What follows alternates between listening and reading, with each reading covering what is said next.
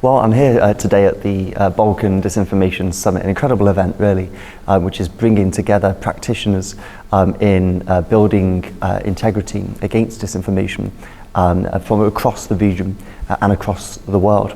And I think that's so important because this is a global challenge. What we see is that the threat actors who are spreading disinformation, who are trying to slice and dice and divide democratic societies, they are operating very often at a global scale.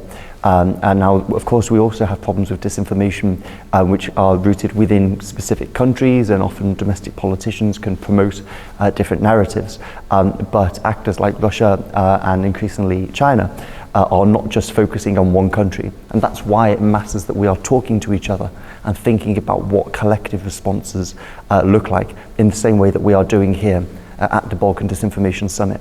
Well, we know that Russia conducts and Russian supported actors conduct information operations, and often the question often comes, well, who are they supporting in a particular election? And actually, very often the aim is not always about supporting a particular candidate, but very often it's to divide democratic societies, to sow distrust, and to make people sort of opt out of the democratic process, and that's why the right response, part of the right response needs to be about effectively rebutting false claims, but we also need to speak to the underlying reasons why people believe in some of these narratives, and that means making a positive case about democratic values. It means making a positive case about civic participation, turning out in elections, and actually questioning the claims that we encounter. Well, I think what's interesting in the Balkans is that you have some excellent organizations like the Geopost. You've also got members of the International Fact-Checking Network here who actually really follow this stuff locally in a high degree of granularity. But what I see working on many elections across the globe each year is that you often see that the tactics that are deployed in one context later get deployed in a very different context.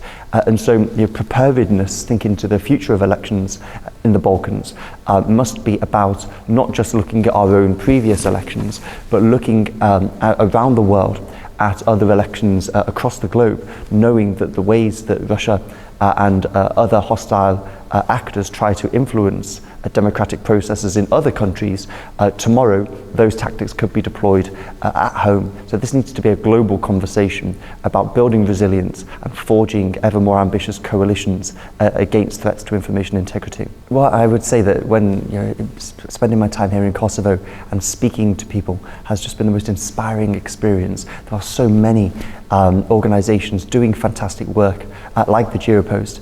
And I think that it's incredibly important that we don't just look at the challenges, and they are big, right? The challenges we face are significant, but we also think about the way forward. And I think part of that way forward needs to be forging ever more ambitious coalitions. You're working together, sharing insights, coming together and thinking through not just how do we rebut disinformation, but how can we make a more healthy democracy in 5 years, in 10 years, and being guided by that overall strategic vision, not only within Kosovo, but at regional and global levels too.